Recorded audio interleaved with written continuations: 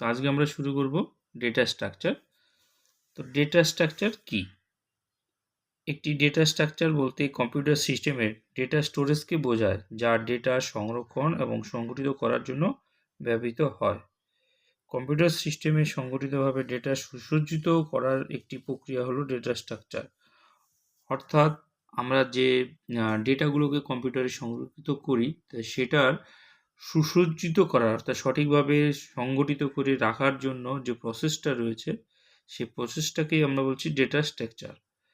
এর ফলে ডেটাকে আমরা কি করতে পারি? এর ফলে আমরা ডেটাকে সহজে অ্যাক্সেস করতে পারি, দক্ষতার সাথে আপডেট করতে পারি। ডেটা স্ট্রাকচারের সাহায্যে শুধুমাত্র ডেটাকে সংগঠিত করার যে কাজ করা হয় না, ডেটা প্রক্রিয়াকরণ এবং ডেটার সংরক্ষণও করা হয়। ডেটা স্ট্রাকচারগুলি বিভিন্ন ধরনের হতে পারে, তবে সেটি নির্ভর করে ডেটার প্রকৃতির উপর। তো সংজ্ঞাটা কি? যদি আমরা সংজ্ঞা বলি ডেটা স্ট্রাকচারের, তাহলে হচ্ছে ডেটা স্ট্রাকচার হলো একটি ডেটা স্ট্রাকচার হলো ডেটা সংগ্রহ বা একটি নির্দিষ্ট ফরম্যাট অনুযায়ী ডেটা সংগঠিত করার একটি পদ্ধতি, যা কার্যকরভাবে ডেটা অ্যাক্সেস, ডেটা বিশ্লেষণ, পরিবর্তন, নির্দিষ্ট সমস্যা সমাধান উপযোগী অপারেশন করার জন্য ব্যবহৃত হয়। এবার আমরা আসবো ডেটা স্ট্রাকচারের প্রয়োজনীয়তা। ডেটা স্ট্রাকচারের প্রয়োজনীয়তা: ডেটা সংরক্ষণ ও ব্যবস্থাপনা। বেশি পরিমাণ ডেটা সংরক্ষণ এবং ব্যবস্থাপনা করার জন্য ডেটা স্ট্রাকচার ব্যবহৃত হয়। বেশি পরিমাণ ডেটা সংরক্ষণ করতে গেলে বা ব্যবস্থাপনা করতে গেলে এই ডেটা স্ট্রাকচার ব্যবহার করা হচ্ছে। সম্পর্ক স্থাপন: ডেটার মধ্যে সম্পর্ক স্থাপন করে ডেটা স্ট্রাকচার, যাতে ডেটার মধ্যে সম্পর্ককে সহজে বোঝা যায়। ডেটার সংগঠন: ডেটা স্ট্রাকচার ডেটাকে একটি নির্দিষ্ট ক্রমে সংগঠিত করে। ডেটার সন্ধান: ডেটা স্ট্রাকচারের সাহায্যে সংরক্ষিত ডেটা সহজে খুঁজে পাওয়া যায়। উন্নত পারফরম্যান্স: সঠিক ডেটা স্ট্রাকচার নির্বাচন করলে প্রোগ্রামের কর্মদক্ষতা বৃদ্ধি পায়। পুনঃব্যবহারযোগ্য: ডেটা স্ট্রাকচারগুলি পুনঃব্যবহারযোগ্য হয়। এর ফলে ডেটা স্ট্রাকচারকে বিভিন্ন প্রোগ্রামে ব্যবহার করা যায়। মেমোরি ব্যবহারের দক্ষতা: ডেটা স্ট্রাকচার মেমোরিকে সঠিকভাবে দক্ষতার সাথে ব্যবহার করতে পারে। এই যে এতক্ষণ আমি যে আলোচনা করছি ডেটা বা ডেটা স্ট্রাকচার, এগুলো কী? তো ডেটা তো আমরা জানি। তো ডেটা স্ট্রাকচার হচ্ছে ডেটাগুলোকে সুসংগঠিতভাবে আমরা যখন কম্পিউটারের সিস্টেমে আমরা সংরক্ষিত করব, অর্থাৎ এই ডেটাগুলো কোথায় স্টোর হচ্ছে? মেমোরিতে। তো এই মেমোরিতে যে স্টোর করে রাখা হচ্ছে, তো বিভিন্ন উপায়ে আমরা ডেটাগুলোকে স্টোর করে রাখতে পারি মেমোরিতে। তো কীভাবে আমরা কোন কোন পদ্ধতিতে ডেটাগুলোকে যদি স্টোর করলে সেটা আমরা সেই প্রসেসটাকেই আমরা এখানে ডেটা স্ট্রাকচার বলছি। তো বিভিন্ন রকমের এর প্রসেস রয়েছে, সেই প্রসেসগুলো সম্পর্কে আমরা জানব। তো এই ডেটা স্ট্রাকচারের মাধ্যমে ডেটাগুলো যখন মেমোরিতে স্টোর রয়েছে, সেই স্টোর করার থেকে মেমোরি থেকে ডেটাকে আবার কিভাবে অ্যাক্সেস করতে হবে বা তার ব্যবহার করতে হবে, বা তাকে বিভিন্ন আমরা সেই ডেটাগুলোর উপর কাজ করি, তো সেই প্রসেসটাই হচ্ছে পুরোটা একটা ডেটা স্ট্রাকচার। তো তোমরা এতক্ষণ জেনেছো যে ডেটা স্ট্রাকচারের প্রয়োজনীয়তা। এবার হচ্ছে গিয়ে ডেটা স্ট্রাকচারের যে ভাগ রয়েছে, ডেটা স্ট্রাকচার বিভিন্ন অংশ রয়েছে, সেই অংশগুলো আমরা এখন জানব।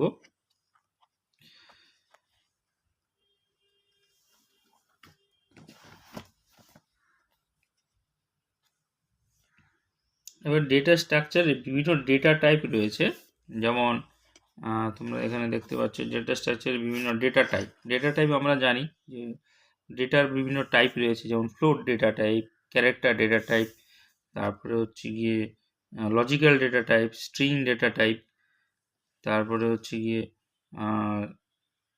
এগুলো হচ্ছে গিয়ে বিভিন্ন ইন্টিজার ডেটা টাইপ, এগুলো ডেটা টাইপ।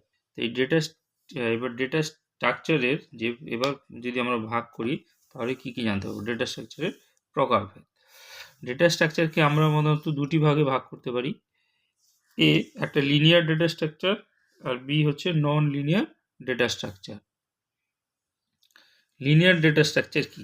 যে লিনিয়ার ডেটা স্ট্রাকচার হলো যে লিনিয়ার ডেটা স্ট্রাকচার হচ্ছে এক ধরনের ডেটা স্ট্রাকচার যেখানে উপাদানগুলি ক্রম অনুসারে বা রৈখিকভাবে সাজানো থাকে। এক্ষেত্রে ডেটা স্ট্রাকচারের প্রতিটি উপাদান তার পূর্ববর্তী পরবর্তী উপাদানগুলির সাথে সংযুক্ত থাকে। উদাহরণ, লিনিয়ার ডেটা স্ট্রাকচারের উল্লেখযোগ্য উদাহরণ হলো array, stack, queue, link list. তাহলে এগুলো হচ্ছে লিনিয়ার ডেটা স্ট্রাকচার, আর একটা হচ্ছে নন লিনিয়ার ডেটা স্ট্রাকচার। তাহলে আমরা ডেটা স্ট্রাকচারকে দুটো ভাগে ভাগ করলাম, একটা হচ্ছে লিনিয়ার ডেটা স্ট্রাকচার, আর একটা হচ্ছে নন লিনিয়ার ডেটা স্ট্রাকচার। তো লিনিয়ার ডেটা স্ট্রাকচারে আমরা দেখতে পাচ্ছি যে এখানে ডেটার উপাদানগুলি ক্রম অনুসারে অর্থাৎ অ্যাসেন্ডিং অর্ডার হতে পারে, ডিসেন্ডিং অর্ডার, বিভিন্ন একটা ক্রম অনুসারে বা রৈখিকভাবে সাজানো থাকে। এই ক্ষেত্রে ডেটা স্ট্রাকচারের প্রতিটি উপাদান তার পূর্ববর্তী বা পরবর্তী উপাদানগুলির সাথে যুক্ত থাকে। উদাহরণ, লিনিয়ার ডেটা স্ট্রাকচার উদাহরণগুলো হচ্ছে উল্লেখযোগ্য array, stack, queue, link list. Linear data স্ট্রাকচারের বৈশিষ্ট্য। লিনিয়ার ডেটা স্ট্রাকচারের ডেটা উপাদানগুলি একের পর এক ক্রমানুসারে সাজানো থাকে। এক্ষেত্রে প্রতিটি উপাদানের একটি পূর্বসূরি বা প্রথম উপাদান ব্যতীত একটি উত্তরসূরি বা শেষ উপাদান ব্যতীত রয়েছে। অর্থাৎ ডেটা স্ট্রাকচারের যে ক্রমানুসারে সাজানো থাকে, প্রত্যেকটা উপাদান একটা তার আগের একটা উপাদানের সঙ্গে একটা লিঙ্কের মাধ্যমে এখানে যোগাযোগ থাকবে।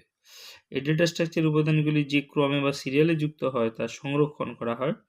অর্থাৎ ডেটা স্ট্রাকচারে যুক্ত প্রথম উপাদানটি প্রথমে অ্যাক্সেস করা বা সরানো হবে, যোগ করা বা শেষ উপাদানটি শেষে অ্যাক্সেস করা বা সরানো হবে। এইভাবে লিনিয়ার ডেটা স্ট্রাকচার ডেটা উপাদানগুলি অর্ডার মেনটেন করা হয়। লিনিয়ার ডেটা স্ট্রাকচার বোঝা বা প্রোগ্রাম বাস্তবায়ন করা তুলনামূলক সহজ। লিনিয়ার ডেটা স্ট্রাকচারগুলি বোঝা এবং প্রোগ্রামে বাস্তবায়ন করাও খুব সহজ হয়। আমরা যে ডেটা স্ট্রাকচারগুলো ব্যবহার করছি, তোমাদের একটা কথা বলে রাখি যে এই যে ডেটা স্ট্রাকচার কথাটা আসলো কোথা থেকে, কেন? ডেটা স্ট্রাকচারটা মূলত ব্যবহৃত হচ্ছে যে প্রোগ্রামিং যখন আমরা করি, যে প্রোগ্রামিং করতে গেলে যে ডেটাগুলোকে তো মেমোরিতে আমরা অ্যালোকেশন করি, তো সেই অ্যালোকেশন করার জন্য সেই কীভাবে ডাটাগুলোকে অ্যালোকেশন করলে বা সেই ডেটাগুলোকে আবার পরবর্তীতে যেমন রিট্রাইভ করতে হবে, সার্চিং করতে হবে, সেই অপারেশনগুলোই হচ্ছে এই ডেটা স্ট্রাকচারের মূল উদ্দেশ্য। এই ডেটা স্ট্রাকচারের মাধ্যমে আমরা সেই কাজগুলো করে থাকি প্রোগ্রামিংয়ে। তাই বলছে লিনিয়ার ডেটা স্ট্রাকচারগুলি সাধারণত একটি স্তরে থাকে। তাই একজন ব্যবহারকারী এই ডেটা স্ট্রাকচারে একই স্তরে সমস্ত ডেটা উপাদান খুঁজে পেতে পারে। এই ডেটা স্ট্রাকচার খুব মেমোরি বান্ধব নয়, ফলে এই প্রকার ডেটা স্ট্রাকচারগুলি মেমোরিকে খুব দক্ষতার সাথে ব্যবহার করতে পারে না। এই প্রকার ডেটা স্ট্রাকচারগুলি মূলত অ্যাপ্লিকেশন সফটওয়্যার তৈরিতে ভালো কাজ করে। সর্বোপরি এই কথা বলা যায় যে লিনিয়ার ডেটা স্ট্রাকচারগুলি সাধারণত একটি ক্রমিক বিন্যাসে ডেটা সংগঠিত ও ম্যানিপুলেট করার জন্য ব্যবহৃত হয়।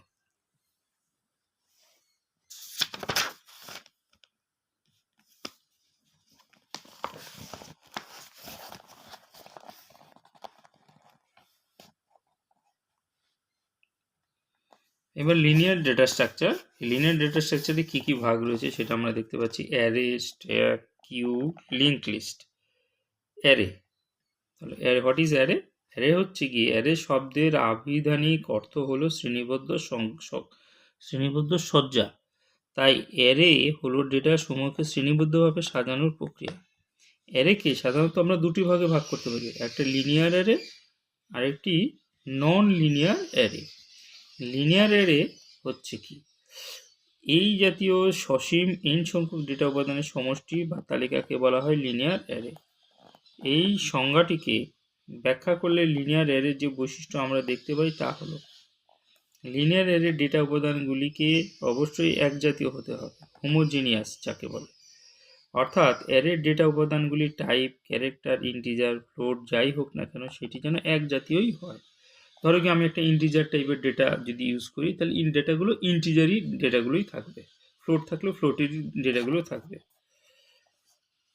দ্বিতীয় ক্ষেত্রে আমরা দেখব যে অ্যারের একটি নির্দিষ্ট লেন্থ থাকবে, সেটি হতে পারে 10, 20, 50 এবং n সংখ্যক, কিন্তু সসীম হতেই হবে, অসীম কখনো হবে না। যে 10টা উপাদান থাকবে, যে তার লেন্থ কত, এই অ্যারের মধ্যে যে 10টা উপাদান সে রাখতে পারবে। লিনিয়ার অ্যারের উপাদানগুলি একটি ইন্ডেক্সের মাধ্যমে সূচকের মাধ্যমে প্রকাশ করা হয়। অ্যারেতে এটি একটি ইন্ডেক্সিং শুরু হয় 0 থেকে এবং শেষ অবধি n ধরতে পারি আমরা। অ্যারের উপাদানগুলি সংরক্ষণের জন্য মেমোরি স্পেস পাশাপাশি হয়, কারণ অ্যারের ডেটাগুলি মেমোরিতে পরস্পর সজ্জিত থাকে, তাই মেমোরি উপাদানগুলি সংরক্ষণের জন্য জায়গাটা পরস্পর সংলগ্নই হতে হবে। অর্থাৎ মেমোরিতে যে অ্যালোকেশনটা হচ্ছে সেটা যেন পাশাপাশি তথ্যগুলো থাকে, সেটাই বলছে। অ্যারের ডিক্লারেশন, এবার অ্যারেটাকে আমরা ডিক্লারেশন করব কী করে? অ্যারে ডিক্লারেশনটা আমরা কীভাবে করব? প্রোগ্রামিংয়ে আমরা অ্যারে ডিক্লারেশন করি, ভেরিয়েবল নেম থাকে যেমন এ, তারপরে একটা সাবস্ক্রিপশন থাকে যেটাকে বলা হয় A1 A2 A3 এভাবে হতে পারে। আবার এরকমভাবে হতে পারে A1 number element, A2 number element, A3 number element, যেটাকে ইন্ডেক্স হিসাবে বলা হয়। বেসিক ল্যাঙ্গুয়েজে আমরা দেখতে পাই, যেমন ফরট্রানের মতো দেখতে পাই। আবার এরকম ডিক্লারেশনও হয়, এটা হচ্ছে পাসকাল C++, যেমন এ থার্ড ব্র্যাকেটে 1 2 3, এগুলো হচ্ছে গিয়ে ইন্ডেক্স, যে A1 অ্যারে 1 এই এর মধ্যে একটা এলিমেন্ট ঢোকানো থাকবে। এই তিন ধরনের পদ্ধতির সাহায্যে লিনিয়ার অ্যারের উপাদানগুলিকে অ্যাক্সেস করতে পারি আমরা। তো অ্যারের লেন্থ, লিনিয়ার অ্যারের লেন্থ কীভাবে আমরা নির্ণয় করব? কোনো লিনিয়ার অ্যারের সে লেন্থ আমরা নিচের সূত্র থেকে জানতে পারি। লেন্থ ইজ ইকুয়াল টু হচ্ছে ইউবি মাইনাস এলবি প্লাস 1। এখানে ইউবিটা কি? ইউবি মানে হচ্ছে আপার বাউন্ড আর এলবি মানে হচ্ছে লোয়ার বাউন্ড।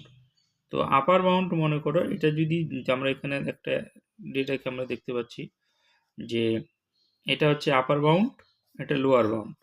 তা এখানে ইন্ডেক্স শুরু হচ্ছে 0 number element, 1 number element, 2 number element, 3 number, 4 5 6। এই 0 নাম্বার এলিমেন্টে 11 হচ্ছে গিয়ে একটা ডেটা ইনপুট করা রয়েছে, 1 নাম্বার এলিমেন্টে 12, 2 নাম্বার এলিমেন্টে 13, 4 নাম্বার এলিমেন্টে 15। ইন্ডেক্সটা শুরু হয়েছে 0 থেকে, অর্থাৎ আমি যদি এ ভেরিয়েবলটা ডিক্লেয়ার করি A0, তাহলে A0তে আমি 11 নাম্বার ডেটাটা পাবো। A4 নাম্বার সেতে অ্যারেতে আমরা 15 নাম্বার ডেটাটা পাবো। এই ইন্ডেক্সের মাধ্যমে আমরা ডেটাগুলো খুঁজে পেতে পারি সহজে। তো এখানে লেন্থটা কত? অ্যারের লেন্থটা কত? ইউবি মাইনাস এলবি, তাহলে 4 minus 0 that is 4 plus 1, 4 plus 1 তার মানে 5। 5টা এলিমেন্ট এখানে থাকবে, দেখো 1 2 3 4 5, 5টা এলিমেন্ট। ইবি মাইনাস এলবি মানে অর্থাৎ 4 মাইনাস 0 4 প্লাস 1, তার মানে 5, 5টা এলিমেন্ট আমরা এখানে থাকবে। এটাই হচ্ছে অ্যারের লেন্থ।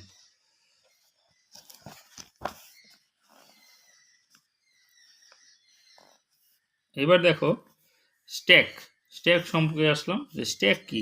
স্ট্যাক মানে তোমরা বুঝতে পারছো যে কোনো কিছুকে স্ট্যাকিং করি আমরা, যেমন বইয়ের স্ট্যাক, একটার পর বই আমরা রাখতে থাকি, বা প্লেটগুলো আমরা থাকে যে প্লেটগুলো যে সাজিয়ে রাখি, সেটাকে বলা হচ্ছে স্ট্যাক করা বলে। তো স্ট্যাক কি? তো স্ট্যাক হলো এক ধরনের লিনিয়ার বা একমাত্রিক ডেটা স্ট্রাকচার। স্ট্যাকের সংজ্ঞাটা কি? যে স্ট্যাক হলো লিনিয়ার ডেটা স্ট্রাকচার, ডেটা সংরক্ষণের একটি পদ্ধতি। তার ডেটা স্ট্রাকচারে ডেটা সংরক্ষণের একটা পদ্ধতি, বুঝতে পেরেছো? তো মেমোরিতে কিভাবে ডেটাগুলো সংরক্ষিত হবে তার একটা পদ্ধতি হচ্ছে একটা স্ট্যাক। তো অ্যারেও তাই একটি পদ্ধতি, যেখানে সবশেষে সংরক্ষিত ডেটাটি প্রথমে ব্যবহার করতে হবে। তাহলে যেটা সব শেষে ডেটাটা সংরক্ষিত হবে সেটা প্রথমে ব্যবহৃত হবে। এই পদ্ধতিকে বলা হয় লাস্ট ইন ফার্স্ট আউট, অর্থাৎ লিফো বলা হয়। লিফো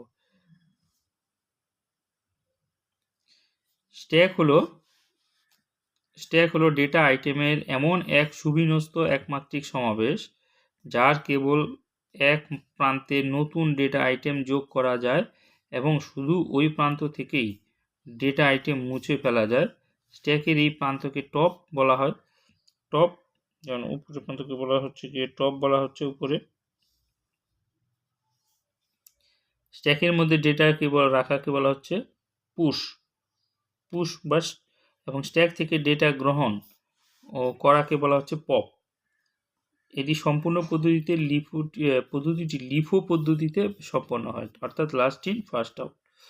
স্ট্যাক সম্বন্ধিত বিস্তৃত পরবর্তীতে আলোচনা করা হয়েছে। তার মানে কি বুঝতে পেরেছ? এই একটা যদি আমরা স্ট্যাকের স্ট্রাকচার ধরি, তাহলে দেখতে পাচ্ছ যে প্রথম যে প্লেটটা আসলো, ফার্স্ট ইন যে প্রথমে আসলো সে লাস্টে জমা পড়েছে শেষে। নিচের দিকে জমা পড়েছে, তারপর এরকম করে যে লাস্টে ঢুকবে সে প্রথমে থাকবে, তাহলে উপরে যে থাকবে তাকে আমরা বলছি টপ। তো এই যেভাবে যে আমরা ডেটাগুলোকে রাখছি এটাকে বলা হচ্ছে পুশ প্রসেস। পুশ প্রসেসের মাধ্যমে আমরা ডেটাগুলোকে স্টোর করছি। তাহলে যে প্রথমে আসবে, যে লাস্টে আসবে, তখন যখন আমরা বের করব যে লাস্টে কে আসলো, সি ঢুকেছে, তো একে যখন আমরা বের করব সেই প্রসেসটাকে বলা হচ্ছে পপ, যেটাকে তুলে নিয়ে আসা।